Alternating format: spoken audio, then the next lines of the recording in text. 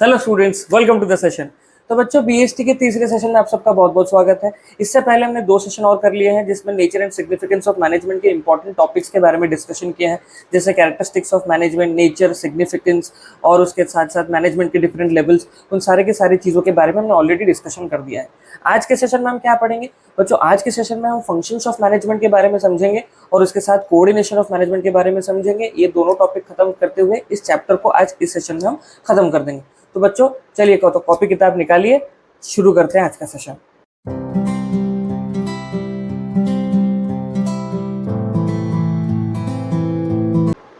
तो बच्चों, आज के सेशन का पहला टॉपिक है functions of management. Functions of management मतलब मैनेजमेंट के वो काम जो मैनेजमेंट एक ऑर्गेनाइजेशन के लिए करता है, एक ऑर्गेनाइजेशन को आगे पुश करने के लिए करता है, उसके सर्वाइवल, प्रॉफिट और ग्रोथ के लिए ये फंक्शंस बहुत इंपॉर्टेंट है। तो चलिए देखते हैं क्या क्या फंक्शंस है और कैसे कैसे इसको काम करते हैं। मैं एक छोटा सा एग्जाम्पल देख के आपको टोटल सारे के सारे फंक्शन समझा दूंगा, जिससे कि आपको ईजिली सारे के सारे फंक्शन समझ में भी आ जाएंगे और सारे के सारे फंक्शन याद भी हो जाएंगे। तो पहला फंक्शन बनता है बच्चों planning. Planning is the first function जो होता है मैनेजमेंट का। दूसरा फंक्शन ऑर्गेनाइजिंग, तीसरा फंक्शन स्टाफिंग, चौथा फंक्शन डायरेक्टिंग, पांचवा function controlling. Planning, organizing, staffing, directing and controlling, ये है 5 अलग अलग different types of functions of management. चलिए बच्चों, इसका एक एग्जाम्पल से समझते हैं और इजीली समझ जाएंगे। इमेजिन करो बच्चों, आप लोग मेरे साथ पिकनिक जा रहे हो, पिकनिक घूमने निकलने का प्लान कर रहे हैं हम लोग। आप, आपके दोस्त, सब 10-15 जन, 20 जन का एक पिकनिक का ट्रूप बनाता हूं मैं, जिससे कि मैं 15-20 या फिर 40 बच्चों को लेके पिकनिक जाऊंगा। तो उसके लिए मेरे को जो जो स्टेप्स मैं लूंगा वो सारे के सारे स्टेप्स फंक्शंस ऑफ मैनेजमेंट में आ जाएंगे। पहला स्टेप प्लान करना। What is planning? प्लानिंग मतलब कहाँ जाएंगे, कितने बच्चे जाएंगे, कौन से गाड़ी में जाएंगे, कब जाएंगे, what will be the area, कहाँ पे, कौन सा लोकेशन पे जाएंगे। It is all about planning. Planning मतलब एडवांस में सोचना। प्लानिंग मतलब एडवांस में सोचना कि क्या, कैसे हमको चीजें करनी है। Thinking in advance, thinking in advance, आगे आगे का काम एडवांस में सोचना, फ्यूचर के लिए एडवांस में सोचना, इसको प्लानिंग बोला जाएगा। दूसरा होता है दूसरा फंक्शन मतलब ऑर्गेनाइजिंग। अब बच्चों हमने प्लान तो कर लिया, अब कब निकलेंगे, कितने बच्चे निकलेंगे, कहाँ जाएंगे, ये सारी की सारी चीजें हमने प्लान तो कर ली। लेकिन प्लान करने के बाद उन सारे रिसोर्सेज को एक साथ करना पड़ेगा। जैसे मुझे बस वाले से बात करना पड़ेगा, मुझे और भी सारी चीजें हैं जो लेके जाने के लिए, पिकनिक में लेके जाने के लिए वो सारी चीजें खरीदनी पड़ेगी या फिर भाड़े पे लेने पड़ेंगी। तो इसलिए रिसोर्सेज को ऑर्गेनाइज करना इज कॉल्ड ऑर्गेनाइजिंग।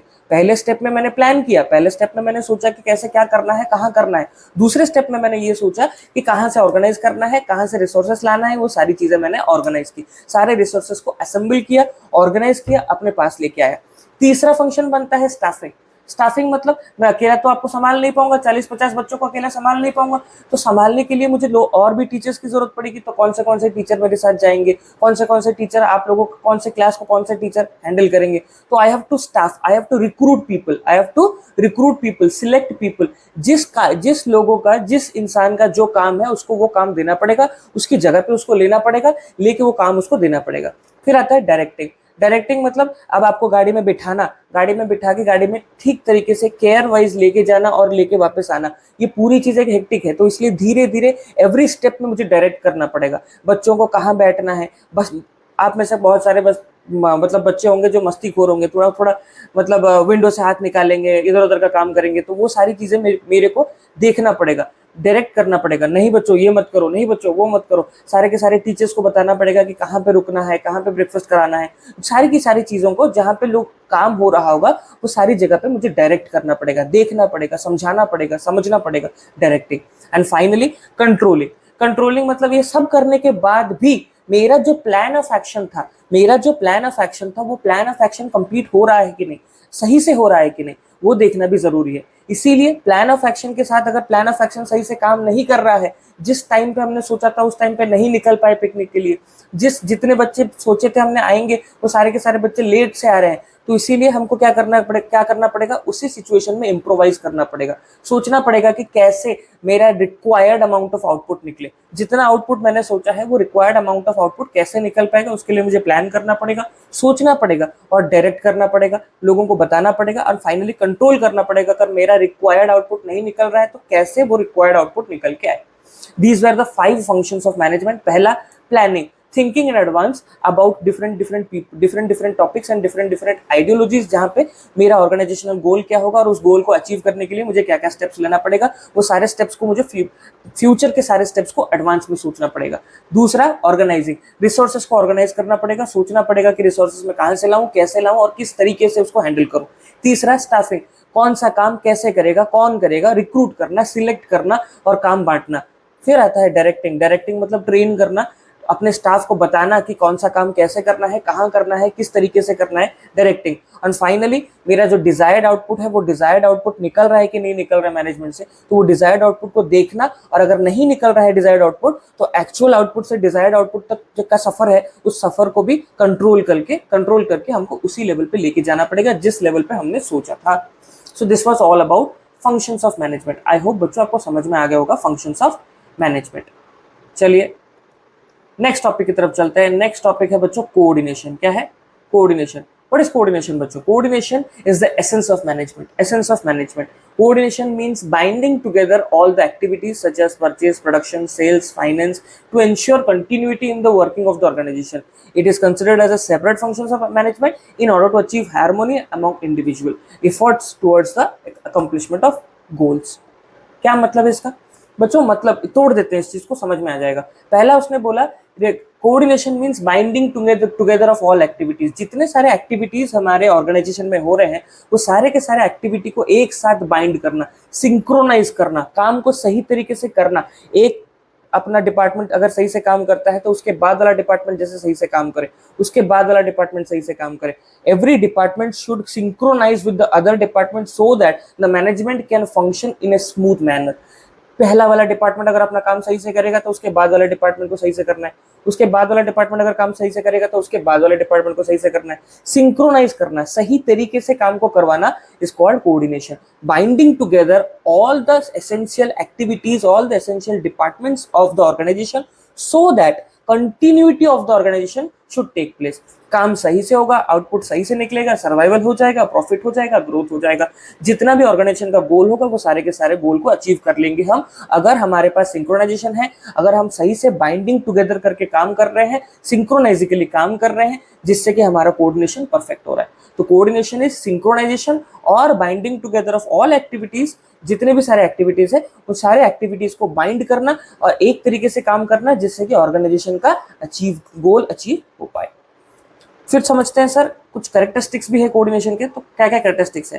पहला कैरेक्टरिस्टिक्स है इट इंटीग्रेट्स ग्रुप एफर्ट्स। सारे के सारे ग्रुप एफर्ट्स को इंटीग्रेट करता है। सारे के सारे एफर्ट्स, सारे के सारे मतलब सारे डिपार्टमेंट के सारे सारे एफर्ट्स को एक जगह पे लाके ऑर्गेनाइजेशन गोल को अचीव करता है। सारे ग्रुप एफर्ट्स को इंटीग्रेट करके ऑर्गेनाइजेशन का गोल अचीव करवाता है। दूसरा, it ensures unity of action. What is unity of action? Unity of action मतलब आप जैसे इमेजिन करिए क्रिकेट का टीम है।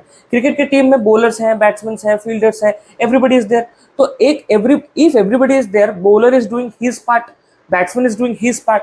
बॉलर अच्छा बॉलिंग कर रहा है, बैट्समैन अच्छा बैटिंग कर रहा है, फील्डर अच्छा फील्डिंग कर रहा है। अगर इन सबके बीच में सिंक्रोनाइजेशन नहीं होगा, इन सबके बीच में अगर यूनिटी ऑफ एक्शन नहीं होगा, इन सबके बीच में बाइंडिंग फैक्टर नहीं होगा, तो टीम नहीं जीत पाएगा। टीम को जीतने के लिए सारे के सारे एफर्ट्स को, सारे के सारे ग्रुप एफर्ट्स को इंटीग्रेट करना पड़ेगा, यूनिटी ऑफ एक्शन दिखाना पड़ेगा। तीसरा point, it is a continuous process. Obviously अगर मैनेजमेंट कंटिन्यूअस प्रोसेस है तो मैनेजमेंट का जो एसेंस होता है कोऑर्डिनेशन, वो भी तो कंटिन्यूअस प्रोसेस होगा। जितने टाइम तक मैनेजमेंट चलता रहेगा उतने टाइम तक कोऑर्डिनेशन चलता रहेगा, जितने टाइम तक ऑर्गेनाइजेशन रहेगा उतने टाइम तक मैनेजमेंट रहेगा, जितने टाइम तक मैनेजमेंट रहेगा उतने टाइम तक कोऑर्डिनेशन रहेगा। आई होप बच्चों आपको समझ में आ रहा है। फिर चौथा पॉइंट आता है it is a pervasive function. Pervasive मतलब यूनिवर्सल, हर जगह पे है। परवेसिव फंक्शन मतलब यूनिवर्सल फंक्शन, हर जगह पे। जहां ऑर्गेनाइजेशन है वहां मैनेजमेंट है, जहां मैनेजमेंट है वहां कोऑर्डिनेशन है। फिर पांचवा point, it is the responsibility of all managers. जितने भी मैनेजर्स हैं आपके ऑर्गेनाइजेशन में, सारे के सारे मैनेजर्स का रिस्पॉन्सिबिलिटी बनता है कि वो सारे डिपार्टमेंट के बीच में सिंक्रोनाइजेशन करें, बाइंडिंग एक्टिविटीज करें, so that coordination will be successful, so that management will give you fruitful results जो भी आपने सोच रखे होंगे। ये थे सारे के सारे कैरेक्टरिस्टिक्स ऑफ कोऑर्डिनेशन। चलिए और थोड़ा आगे बढ़ते हैं, देखते हैं features of coordination. Features of coordination, पहला feature of coordination, coordination integrates group effort, जो मैंने आपको भी समझा है। फिर आता है coordination is a continuous process. ये सारी की सारी चीजें मैंने आपको बता दी, डिस्कस कर दिया है। बच्चों अगर जो सेशन मैं आपको पढ़ा रहा हूँ, जिस पीडीएफ से मैं आपको सेशन पढ़ा रहा हूँ, अगर वो पीडीएफ, वो नोट आपको चाहिए तो मुझे आप मेरे नंबर पे 7854031375, मैं सेशन के एंडिंग में वो नंबर दे दूंगा, आप उस नंबर पे मुझे व्हाट्सएप कर सकते हैं। आपको जो भी चैप्टर का, क्लास 11th हो या फिर क्लास 12th हो, कोई भी चैप्टर का, कोई भी नोट्स, कोई भी सब्जेक्ट का, कोई भी चैप्टर का नोट्स आपको चाहिए, सिर्फ आप मेरे व्हाट्सएप नंबर पे मुझे पिंग करिएगा, मैसेज करिएगा, और आपको जिस चैप्टर का जो भी नोट्स चाहिए मैं आपको वहां प्रोवाइड कर दूंगा। टेलीग्राम चैनल बहुत जल्दी लॉन्च होने वाला है। टेलीग्राम चैनल लॉन्च होने के बाद आपको टेलीग्राम चैनल पे भी नोट्स सारे मिल जाएंगे। चलिए बच्चों आगे चलते हैं। फिर आता है बच्चों अब कोऑर्डिनेशन के सारे कैरेक्टरिस्टिक्स। पहला क्या कैरेक्टरिस्टिक्स है? It is a deliberate function. What is deliberate function? Deliberate function मतलब बहुत टची फंक्शन हो सकता है। टची is not the right word, लेकिन डेलिबरेट फंक्शन मतलब बहुत सोच समझ के काम करना पड़ेगा, बहुत सोच समझ के कोऑर्डिनेट करना पड़ेगा, कॉन्शियस लेवल ऑफ माइंड में करना पड़ेगा, कॉन्शियस मेंटालिटी में करना पड़ेगा। अगर छोटी सी छोटी गलती हो जाती है तो बाइंडिंग फैक्टर खत्म हो जाएगा और कोऑर्डिनेशन अपने अलग अलग डिपार्टमेंट के बीच में जो कोऑर्डिनेशन है वो अलग अलग डिपार्टमेंट के बीच में वो कोऑर्डिनेशन टूट जाएगा। दूसरा परवेसिव फंक्शन, इसके बारे में मैंने डिस्कस कर दिया है। यूनिवर्सल है, ऑर्गेनाइजेशन में जहां जहां आपको मैनेजमेंट की जरूरत पड़ेगी वहां वहां आपको कोऑर्डिनेशन की जरूरत पड़ेगी, जहां जहां आपको कोऑर्डिनेशन की जरूरत पड़ेगी। Every organization has every department has every right of coordination so that organization का गोल अचीव हो पाए। फिर आता है इंपॉर्टेंस ऑफ कोऑर्डिनेशन। क्या आता है बच्चों? Importance of coordination. बच्चों इंपॉर्टेंस ऑफ कोऑर्डिनेशन में पहला है ग्रोथ इन साइज। क्या आता है बच्चों? Growth in size.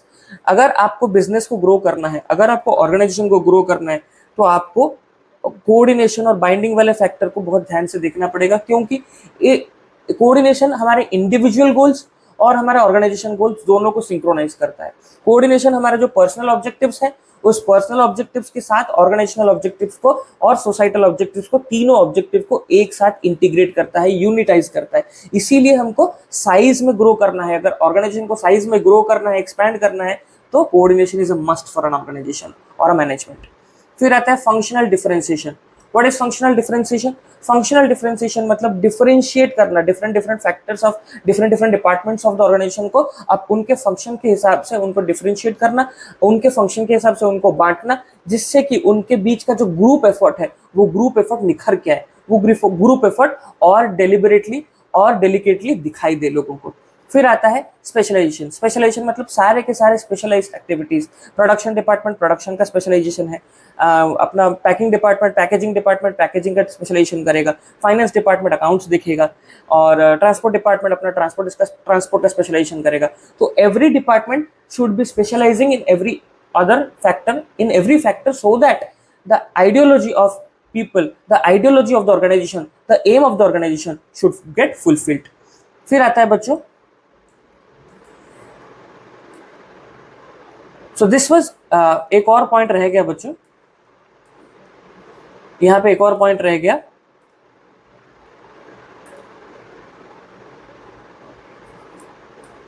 Universal application. Universal application बच्चों ये लास्ट पॉइंट है, यूनिवर्सल एप्लीकेशन। यूनिवर्सल एप्लीकेशन मतलब हमारे ऑल ओवर द वर्ल्ड जहां जहां ऑर्गेनाइजेशन है, जहां जहां बिजनेस सस्टेन करता है, वहां वहां पे मैनेजमेंट होता है, और जहां जहां पे मैनेजमेंट होता है वहां वहां पे आपका मैनेजमेंट के साथ साथ कोऑर्डिनेशन और binding factor, group efforts, integration of group efforts बहुत बड़ा पार्ट प्ले करता है। तो इसीलिए मैनेजमेंट के साथ कोऑर्डिनेशन बहुत इंपॉर्टेंट पार्ट प्ले करता है। They are the two sides of the same coin. तो इसीलिए management is the coordination is the essence of management. I hope बच्चों आपको समझ में आया होगा। तो बच्चों आज का सेशन हमने छोटा रखा क्योंकि आज के सेशन में सिर्फ फंक्शंस ऑफ मैनेजमेंट पढ़ना था और कोऑर्डिनेशन और उसके इंपॉर्टेंस और कैरेक्टरिस्टिक्स के बारे में पढ़ना था। अगर आज का सेशन अच्छा लगा होगा आपको तो आज के सेशन को लाइक करिएगा, दोस्तों के साथ शेयर करिएगा, और दोस्तों को बताइएगा कि क्लास 11th और क्लास 12 के कोर्सेस हमने शुरू कर दिए हैं। हमारे चैनल को सब्सक्राइब करें, हमारे वीडियोज़ को शेयर करें। अगर हमारी पढ़ाई अच्छी लगती है तो सेशन को लाइक भी करिएगा।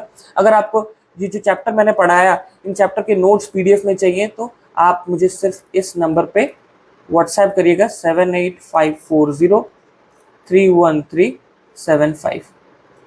ये जो मेरा नंबर है ये मेरा पर्सनल व्हाट्सएप नंबर है बच्चों। इस पर्सनल व्हाट्सएप नंबर पे आप मुझे मैसेज करिए, मैं आपको हर चैप्टर के हर नोट्स का PDF आपको प्रोवाइड कर दूंगा।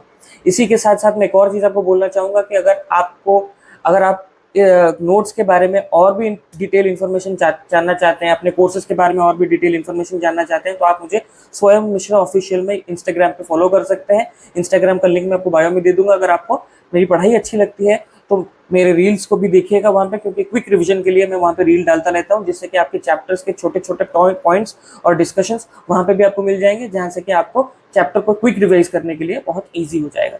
और अगर नोट्स चाहिए तो इस नंबर पे आप मुझे मैसेज कर सकते हैं। आज का सेशन इन्फॉर्मेटिव लगा है तो लाइक करिएगा और स्वयं मिश्रा चैनल को सब्सक्राइब करिएगा। मिलते हैं आपसे अगले सेशन में, तब तक के लिए टेक केयर।